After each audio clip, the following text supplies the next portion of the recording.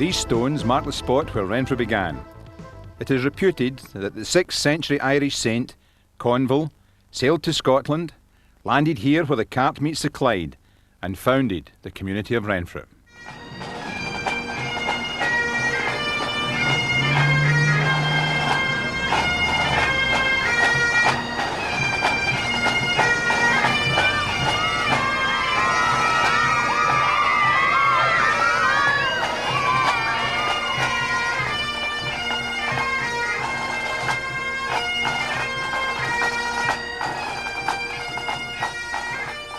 This is Renfrew, this is our gala day. We've had the rights and privileges to hold gala days for 600 years, since Renfrew became a royal borough. We're here today, we're celebrating. This is our town, this is our story. Couldn't ask for a better place to come from. Really good, people are brilliant. You just need to look about you today. Everyone pulls together, really friendly community spirit. We help each other. If anybody's down in the gutter, we try and pick them up. I know everybody, just grown up here, so it's just my town.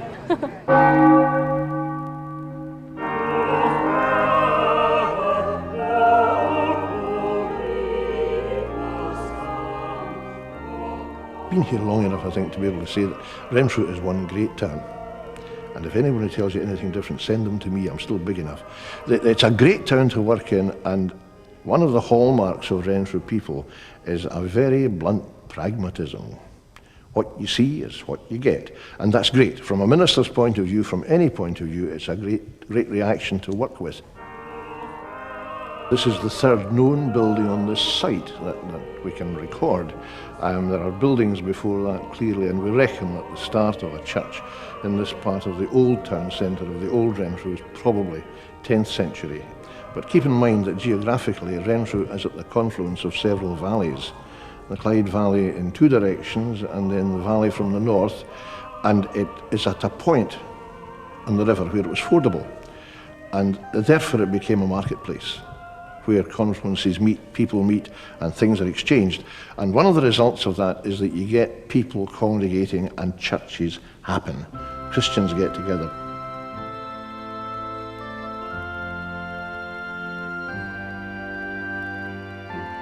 I've been minister here since 1963.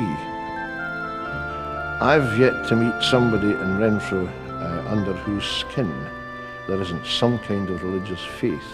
And you find folks saying, "No, I don't go to church, Mr. Houston, but yours is the church I don't go to. And can you help?" And of course you can help. And the doors are open to folk who want to come in. But the important thing is that there is a saturation of Christianity in Renfrew. And whenever a need emerges, that surfaces and folk find their way into some kind of living contact with the faith. It's a happy place to be.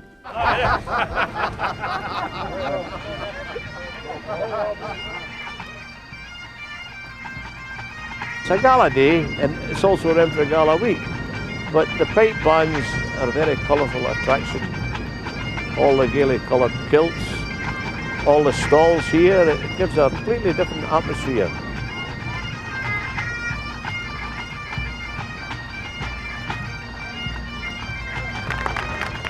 We had held the pipe band championships in Renfrew for many years, but the last time was 25 years ago. We missed it in those years, and this is a return again, and a welcome return at that.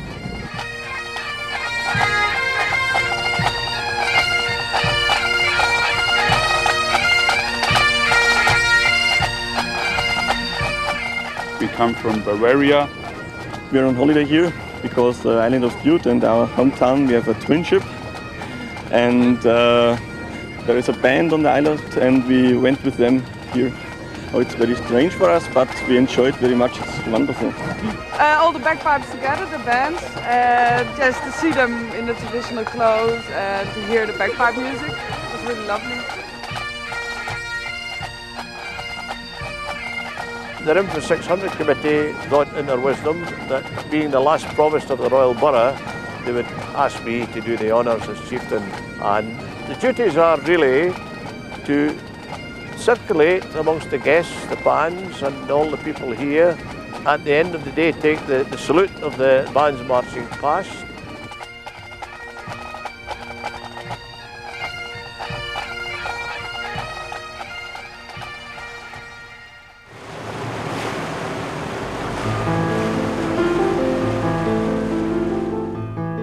You'll find him at the ferry green beside the River Clyde, and if a ship comes sailing by, his heart will fill with pride.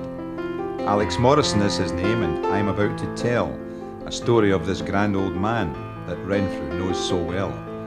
Each morning bright and early, Alex up and out, heading for the river, his first love, there's no doubt. Strolling on the grassy banks towards the Blytheswood light, scanning the horizon, and hope a ship to sight.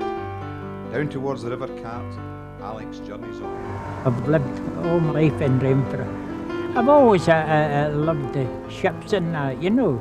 I remember when I came from school, we got a piece and come running down to the corner there at the inn there and look at the wharf and see if it was in. You had the Anchor Line and Blue Funnel and the Clan Line and the City Line and the Burns and Laird, Willie Sloan, Moss Hutchison, and not only that, the pleasure steamers used to come into the wharf there, and it used to be nice. You could get to Rossi and that. It used to be you could come down here and sit in the green there, and you were guaranteed a dozen ships. But now you could sit for a whole day and only get one.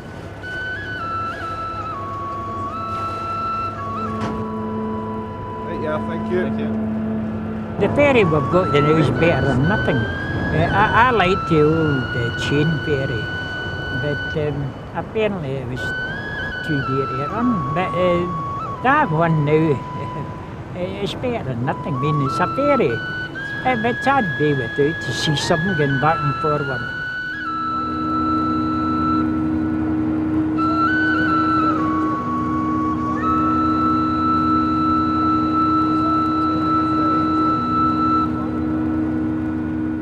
When the old ferry was on, it was on 24 hours a day. It was day and night. Used to be that heavy with traffic and passengers. I mean, they used to come down the road and they get on the ferry. I mean, you're talking about hundreds and hundreds of men each run. I don't know why they took it off. I mean, to me, I still don't know to this day. If you'd have been down that night to see it, there were tears. But as I say, they've got a good service going now. I mean, there are no complaints, but it's only on from 6:30 in the morning till 9:30 at night. The Clyde had been specially widened and deepened, but even so, the Queen Mary was launched right into the mouth of the cart.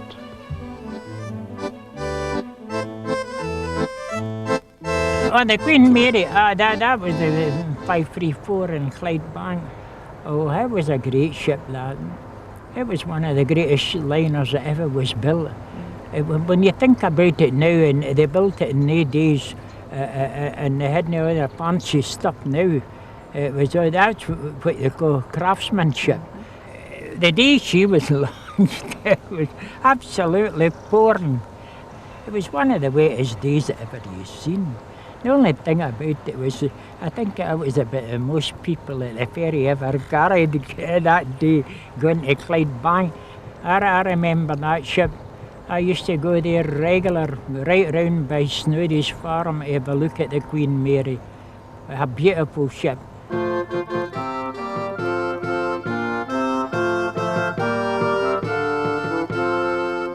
Our present Baron descends from Marjorie Bruce, daughter of King Robert of Bruce. He gave Marjorie's hand to Walter Fitzallen, who was then Baron of Renfrew and High Steward of Scotland, so the name Steward to Stuart. Thus begins the Stuart dynasty. Their son was born in Renfrew, and that is why it is known as the cradle of the Stuarts, the beginning of the Stuart dynasty. Charles, Prince of Wales, is also our Baron. There's a tremendous sense of pride about that. He descends from Marjorie, the daughter of Bruce, and it's from that date the son and heir to the throne has always had Baron Renfrew as a title. He's come several times to our Royal Baron. It gives us great pleasure to see him recognise that he is indeed our Baron. Renfrew, we believe, first became a royal borough in the reign of David I. He came north and decided that he needed to reorganise the structure of Scotland, and creation of royal boroughs was one of them. Granting the Royal Charter meant that Renfrew grew from a relatively very, very small town to a slightly larger town. It never became a vast town, but it certainly was a centre of activity, both political and in trade and commerce. David was a man of great foresight and great planning, and Renfrew benefited that, and Renfrew people in particular benefited from that.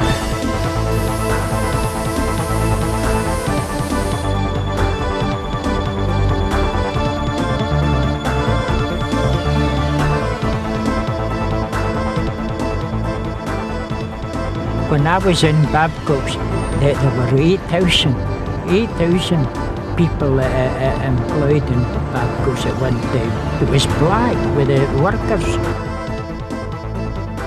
Every night there used to be a special train left Babcock's with the goods. It was, you know, on it was.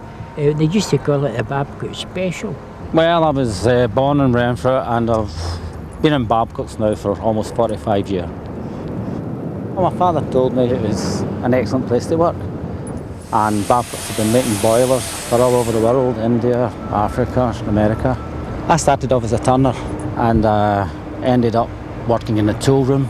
As times went on, tool rooms get eliminated, so I'm now back working in the machine shop. The last job I worked in Babcock's, one of the last was the boiler for the Waverley, the PS Waverley.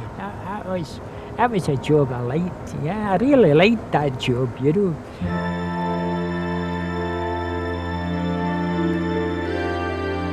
The two main shipyards in the town were Simons and Lobness. They built a lot of lovely ships. They two, the Bagaraki, the Chernai, the Bontebok, the Oyo. These were all sand pumps, and they built a lot of dredgers too. If you wanted a dredger, Renfrew was a place to come for it. They built to last in Renfrew. They were right good shipbuilders. The baths were donated by Lord and Lady Lobnitz in 1918 after the First World War, hence the name Victory Baths, and it's still referred to in all of Scotland as the Victory Baths Renfrew.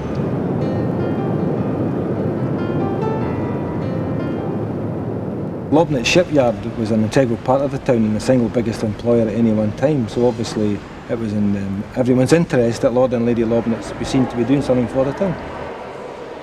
I'm 76 and I've been coming since I was about 6 or 7.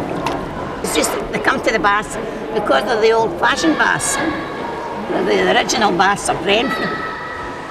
Well, to start with, it's all Renfrew had, but when we were boys, it was in the baths in the morning. That was your life. We're in the over 50s club. And I've brought my wife to learn her to swim. I just couldn't swim, but I've now mastered it. I have done 20 lane. Well, I've been involved all the time in the band. So, and I've coached all over the years in here. It's just been a blessing to this town. It has been. I mean, whether you're a good swimmer or not, if you can swim at all and you can go into the water here, it's been a second home to, I would say, the local people here. The baths has been a social centre for everyone, from the youngest to the oldest. Having stayed in Renfrew all my life, the facilities are second to none. They're first-class facilities, catering for all sorts. If you want to swim, there's an excellent pool down here. The golf club's here, we have a nice park with putting in it, 2 bowling clubs. The whole town is set up. If you're interested in sport, then Renfrew's a place to be, there's no question of that.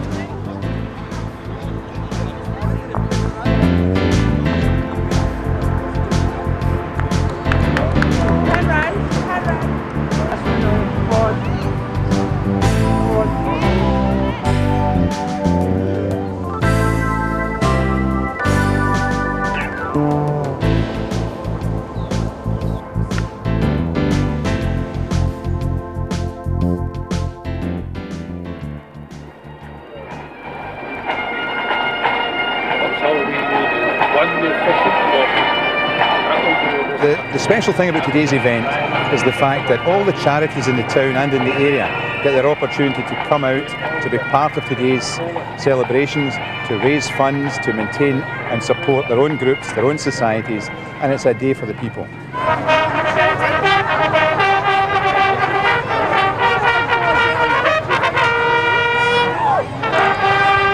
Ladies and gentlemen, as the President of the Rotary Club of Renfrew, it is my pleasure to welcome you all here today for the Renfrew 600-year annual fete. Without any further ado, I'll hand you over to Ms Donna Hospera, who will officially open today's proceedings.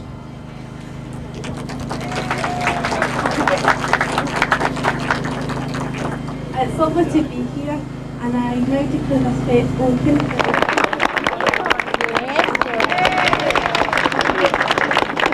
A tremendous small town with a great big heart. I've been here since I was 8 months old. It would take a team of Clydesdale horses to get me out of the town because I love the place. I came here as a teenager and I just love everything about it. Renfrew is a nice wee place. I always liked Renfrew. Maybe I was born in it. It's a town of 24,000 people, and yet it's very warm, very close, and very parochial. You can't do anything in Renfrew without people knowing what you're up to. Have a lovely day. And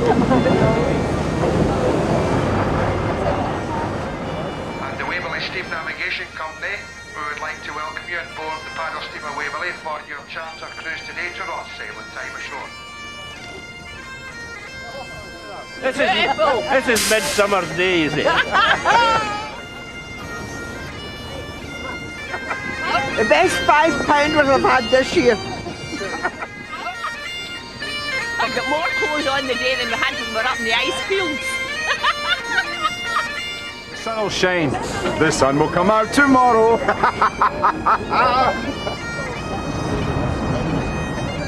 In this day of television and computer, it's tremendous to think that friends and neighbours can get together to sail down the water on the Waverley, the world's oldest ocean-going paddle steamer, taking the fun and fellowship with them, sharing with each other, and this is what makes Renfrew, Renfrew.